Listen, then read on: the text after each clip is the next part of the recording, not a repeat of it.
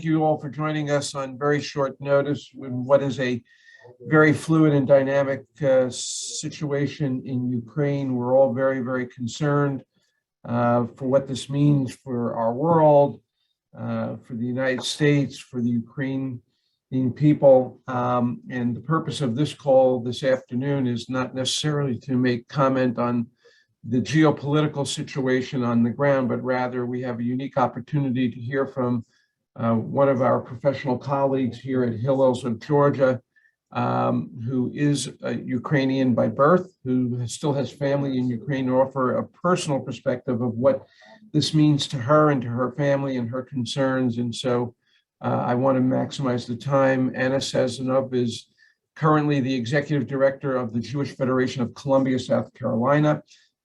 She is a recent graduate of the Hornstein Program in Professional Jewish Leadership at Brandeis University. And prior to that, she served as our Israel Fellow at Emory Hillel.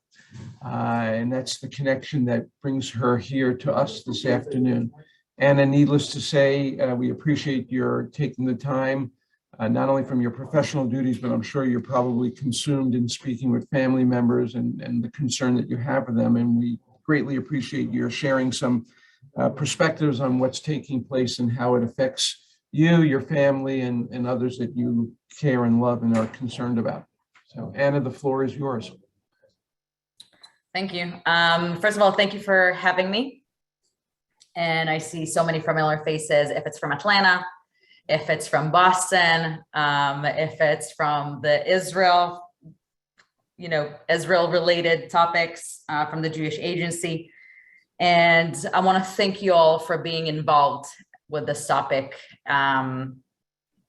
This is very close to home at the moment. And also I see students from University of South Carolina, and it's great. Sorry, people are still jumping in, and it's very exciting me to see that people care.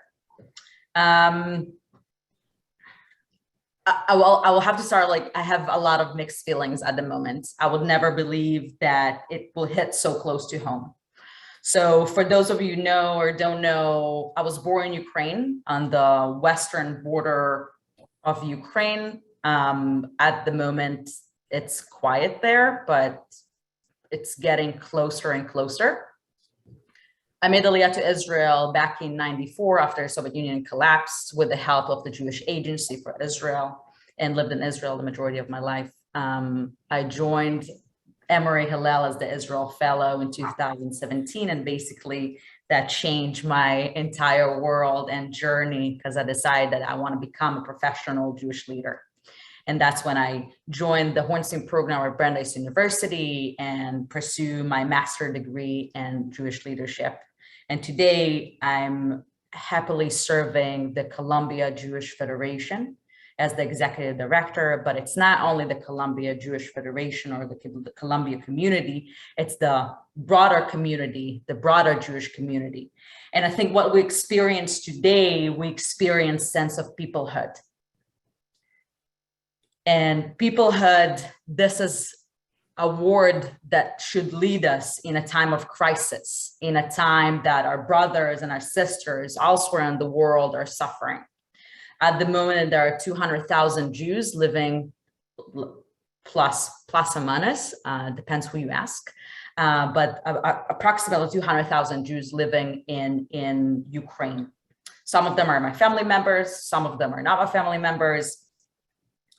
And we are stepping into huge crisis, humanitarian crisis, unknown crisis, and a war that nobody would believe that we will step into in 2022.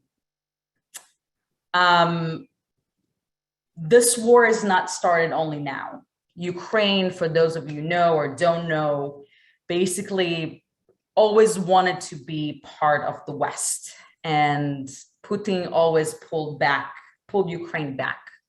It's all started to really explode in 2014 with the whole revolution, and there was military forces, Russian military forces on the eastern side of Ukraine for almost 8 years. In 2014, Russia also took over Crimea. So it was basically a matter of time that something big will happen. And now the entire world is watching my country, my home, fighting Western values, fighting for Western values against the second largest military in the world. And I see Ben Lefkowitz on the call, and I know that you're supposed to ask me questions as well. And I'm so happy that it's you, because yeah, Ben is a leading student at Hillel of Georgia and Emory, and it's so great to see his uprising. So I think I will stop here, and Ben, I will let you to lead a little bit, because I don't know if you prepared some questions, because I can tell my personal perspective, my statement here, but I'm sure people have a different interest or additional interest that I want to address as well. So Ben, ask me questions. Well, Ana, first of all, it's so good to see you again.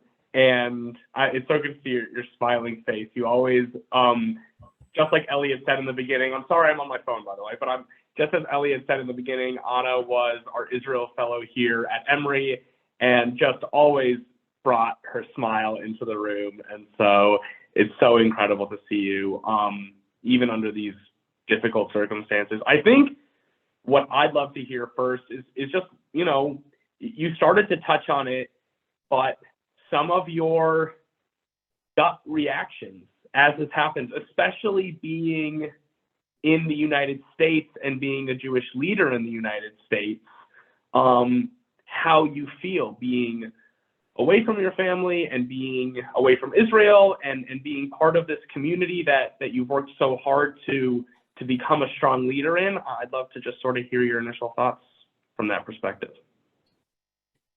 Thank you for this question. It's a great question. And that I had a conversation with somebody, a friend of mine yesterday, because yeah, yesterday was a very intense day. Whatever, waking up in the morning and suddenly, you know, like, yes, another country invading to your home. And then my friend told me, maybe you are here because of a reason. Maybe this is your calling. Maybe, yes, I'm far away from home. I'm far away from my immediate family. By the way, my parents were in Ukraine just 2 weeks ago. I pushed them to go back to Israel when things started to escalate. By the way, my dad still tells me on the phone, oh, too bad that we came back. I really wanted to fight. I really want to join the forces. I really want to combat that. So it is a mixed feeling not to be there and not to be like hands-on and support. By the way, it's the same feelings that I have whenever Israel is being bombed, that I cannot be there and like to do this immediate response. But I think because I'm here, because I'm wearing those multiple hats of being Jewish, being Ukrainian, understanding the situation within, getting reports from my immediate family, from, you know, knowing Ukrainian and listening to the real reports or speeches that the president is giving allows me to communicate better and really engage our Jewish community for action and to do and to push and to change. Because sometimes we read about things in the newspapers and we're like, oh, it's somewhere in that country over there. But when you know somebody personally and you know that they have this tie and close relationship with that place, it makes a huge difference. My staff right now is super engaged with everything that happened in Ukraine because of me. My community is more engaged with what happened immediately when JFNA, Jewish Federation of North America, opened the emergency funds. Immediately, they're like, okay, Ana, where we submit a check, where we send a check to. The fact that I have this close relationship really makes a difference. So yes, it's difficult not to hug my parents and my mom and tell them that everything is going to be okay, but I'm here on a calling. And I think this is a responsibility of a Jewish leader to step in and to, you know, sometimes to hold those emotions, but also reflect those emotions to my surrounding to make this impact. So I will guess right now I'm on a calling and I'm here for a reason. and I'm here to educate others about Ukraine. And this is something that I started to do while I was the Israel Fellow to Emory Hillel, to really share the history of Russian-speaking Jews and the history of Ukrainian Jews, my personal history, everything, because this piece is very missing. So I hope that this event will push others to get more interested in what's going on in other countries and other Jewish communities, and not only in our immediate Jewish community. Anna, can I focus your answers in this direction to really two questions? Number one, what do you believe or know to be the needs of the Jewish community right now in Ukraine? And secondly, do you think that this will lead more Ukrainian Jews to emigrate to Israel as a result of this current crisis? So right now, it's very difficult to flee Ukraine because the airports are shut down. Some of the borders are open. The border in Ukraine, my family is very close to the border in Ukraine, so the borders are open and people can just go and become refugees in Poland. And I know that the JDC is doing joint distribution, doing an amazing job to address all those needs. The needs are changing all the time. As far as I know from Jewish Federation of North America, we are fundraising $16 million as immediate need and short-term needs. And they're going to address Aliyah process, humanitarian aid. There is a lot of homebound seniors, 10,000 Holocaust survivors that live at the moment in Ukraine that don't have the ability to leave their house, and they're rely on JDC services, then rely on other people to take care of them. So those are the immediate things for the Jewish community. For the broader community, there is a need to support the military, if it's with funding, etc. Because I read from my Ukrainian friends what they're putting out there on social media. Because once again, Ukraine right now is alone in this battle, and it's going to lead to a huge financial crisis, and it's going to impact not only Ukraine, not only the West, but the entire world. Right now, I don't know if you know it, but Ukraine is the breadbasket of entire Europe and including the Middle East. Ukraine, if you look at the flag is blue and yellow. The blue symbolize the sky, and they're here for peace. And the yellow symbolize all the wheat that is growing in Ukraine. So needs are there all the time. They're changing. There is two segments of Jewish needs and also the general needs for the country. If I can ask you a follow-up question to those two. There's a wonderfully rich history of the Jewish community in Ukraine, but there's also a dark side to Ukrainian history in terms of its anti-Semitism. Are you fearful that this current crisis will lead to increased anti-Semitism for the Jews of Ukraine? I'll say it this way. Before my parents left, and there was a lot of unknown 2 weeks ago, my mom told me one of my fears is we are the only Jewish family in our city.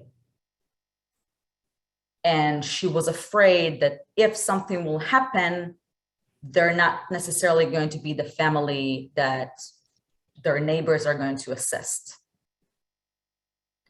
In a case of anarchy, and it can very easily to lead to anarchy right now in Ukraine, especially when putting on social medias a message to Ukrainian soldiers to rebel and go against the Ukrainian government, that can lead to a lot of hate. And unfortunately, Jews are the first one to be in target.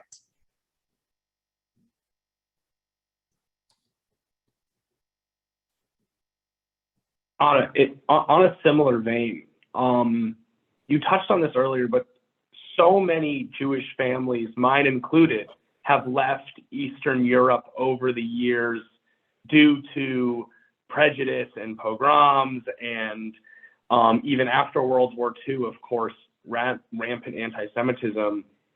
What sort of responsibility do you feel as someone who was born in Ukraine, and do you think that the diaspora Eastern European Jews should feel towards Ukraine today, knowing that it's been such a difficult history in Eastern Europe as a Jew? Knowing your history, I think this is the main part. The majority of Ashkenazi Jews in America, they coming from the Pale area that was a designated area in Western Ukraine and Poland. And when pogrom and hate was increasing due to, we were always the problem. If it's in the Russian Empire, then for the Soviets, Jews were always the problem. And always there was a question, how we can deal with the Jewish problem. So during the Russian Empire, they pushed us all to be in the Pale area, that's again, Western Ukraine and Poland, and only there Jews were allowed to live. And there was a lot of intellectual brains came out of there, and a lot of leaders in the Jewish community came out of there. But then the Soviets arose, and the Soviets believe in justice, freedom. Those are amazing values that Jews really believed in. But the problem is you're not allowed to be Jewish or not allowed to have any religion under the Soviet Union and under the communist regime. So a lot of people dropped their Jewish identity, and basically maybe Hitler tried to kill us, but Stalin erased Jewish identity because a lot of people erased that identity and said, okay, I'm going to assimilate because that's how I'm going to survive. By the way, side notes, my last name is Sazonov. It's not a Jewish name. By blood, I'm Lieberman. My great-grandmother remarried to a non-Jewish fella that his name was Sazonov, Stefan Sazonov. And basically, this is the only reason that we survive, because he changed the identification of the entire family. So if I didn't make Aliyah to Israel, or the Jewish agency didn't provide this resource for me and my family, I probably didn't know that I'm Jewish until today. So knowing your history is super important. Sharing the stories, go for a visit, go and track your roots if they're still going to be there after what we're experiencing right now. But we all have some connection to this land, to those areas. And it's very important to share those stories and really proudly to say who you are. I know it took me a few years to go back and forth with my identity. Today I can say I'm a proud Jew, Ukrainian, and Israeli, all of them, because you can have and wear multiple identities. So know your history, know where you're from. I think we'd like to open up the Zoom in the remaining few minutes that we have, if anyone has a question that they would like to pose to Anna.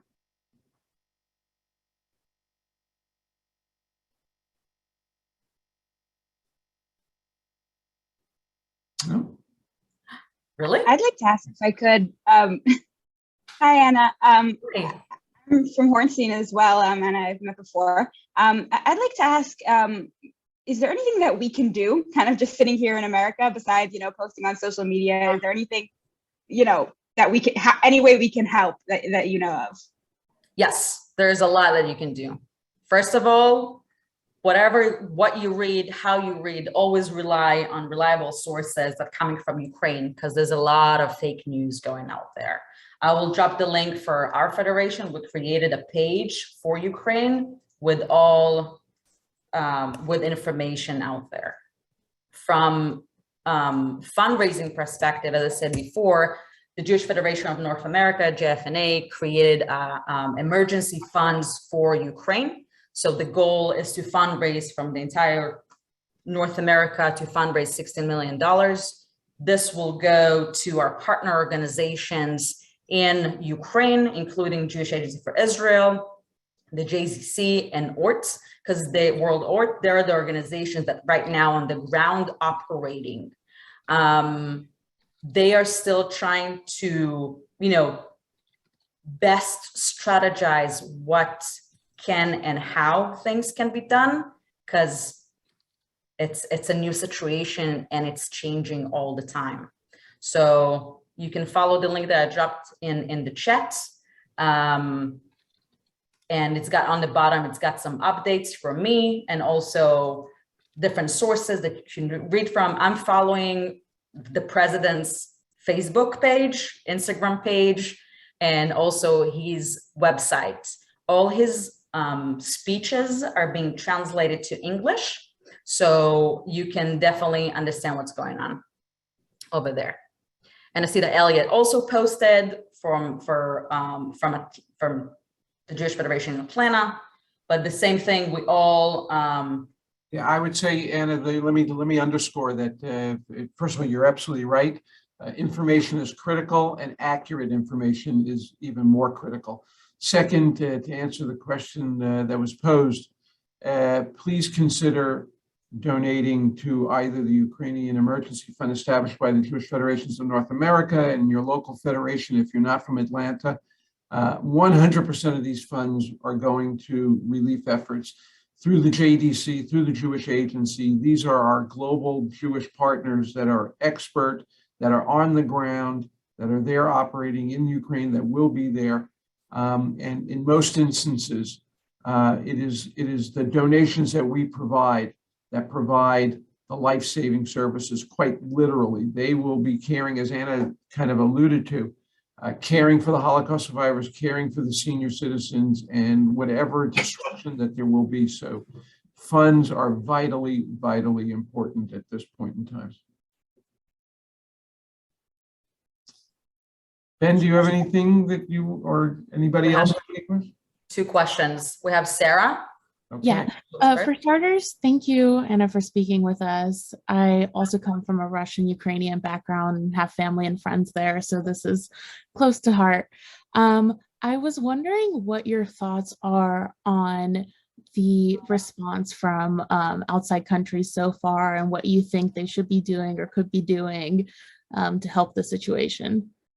That's a tricky question to ask me, because I'm wearing a professional hat and I'm not necessarily can respond to that. What are my personal beliefs here? I think it's more, the situation is very complicating from a political perspective, and I'm sure that we don't know all the cards that are there and how it's going to impact the entire world. I think what they're doing so far, it's been helpful. And we'll see what the future will bring to us, because again, things are changing minute after minute.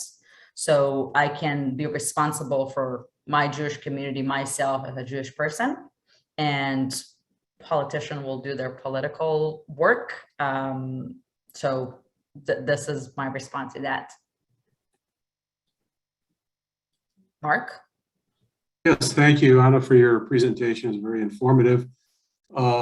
I too have a background. My grandparents came from Belarus, and my wife's father was born in Ukraine. But that aside, I'd just like to ask your opinion on the fact that although Ukraine does have a long history of a Jewish history, but they also have a long history of anti-Semitism, and that the current president, Zelensky, is Jewish. Do you think that could end up being more of a problem because they might target him? And what is the discussion amongst Ukrainians and what you're hearing about what he's going to do? What's going to happen to him? Yeah, so it's a lot. There's multiple layers here. One, on February 16, Ukraine has passed a law against anti-Semitism, that if a person acts in anti-Semitic occasions, movement, say something anti-Semitic, he can go to prison and get fined as well, and or multiple levels, or what's the fine is. So I think Ukraine is really stepping out to fight anti-Semitism, and Zelensky proudly say that he's Jewish and he's putting it out there. So I have no idea what will be the implication after the current war, but previous to the latest escalation, there was actions from the government to condemn anti-Semitism. Just a side note, Ukraine is doing much more than South Carolina right now We haven't passed our hate crime bill yet.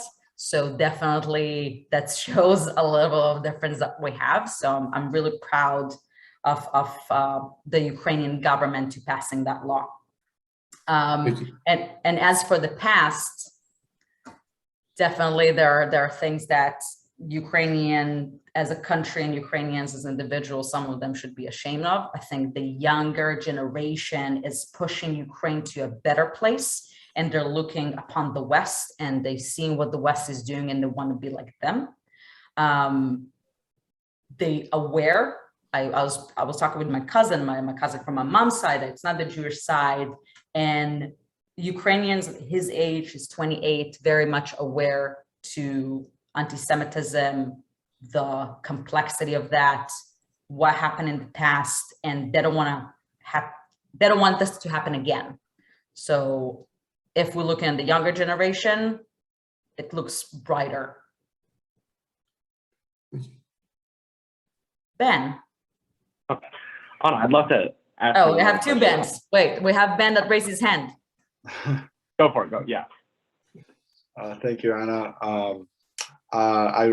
We haven't met before. I lived in Atlanta. I'm currently living in Israel now. I made Aliyah about 6 months ago. Mazel tov. And I wanted to ask you, because I'm not very educated on geopolitical situation there in Ukraine and the relationship with Russia. But I wanted to ask you, what do you think, what do you see as being the outcome of this situation? How do you see this coming to an end? If you have any predictions or any idea of what will come of this in the long term? Wow, that's a huge question that I don't think that people know. I think that Putin in general is very unpredicted man. And it can pull to a global war, or it can end up tomorrow. And I'll help you out on this. Questions like this, I always answer. Those that know don't say, and those that say don't know. Correct. I would just say that. You were a diplomat, it would be one thing, but you're not. So I want to let you off the hook on this one. I would just say one thing. I think that Ukraine is fighting for Western and democratic values, because this is a democratic country. And let the truth be our savior in a sense. And I hope it end up on the good side. And for your question, Ben, also about the history, I'm going to drop another link in the chat. So a week ago, I did a session about Let's Talk About Ukraine. So you can get more educated about what happened, some recaps of history, and some things that led to the escalation that we have right now. Thank you very much. Welcome. Okay, well, ladies and gentlemen, it is 3:30, and some of us are actually getting ready for Shabbat, and including Anna, and we appreciate your time. Needless to say that we appreciate your time this afternoon. We're concerned along with you for the Ukrainian Jewish community and for the nation of Ukraine. I think your last statement summarizes what I hope we all share the same concern and value. And most especially for your family members and friends that remain there, and for their safety and well-being, and that this current crisis comes to a peaceful resolution quickly. We appreciate you taking the time, sharing your perspectives with us. Thank you. And feel free to follow me on social media. I'm posting things and some information and insights. And thank you for taking the time to be here. And those of you that are so inclined, please consider making a donation to the Ukrainian Emergency Fund. And if we have more updates along the way, we will be able to share them with you, and we'll look forward to bringing Anna back again another time. Thank you all, and thank you, Anna. Shabbat Shalom. Shabbat Shalom.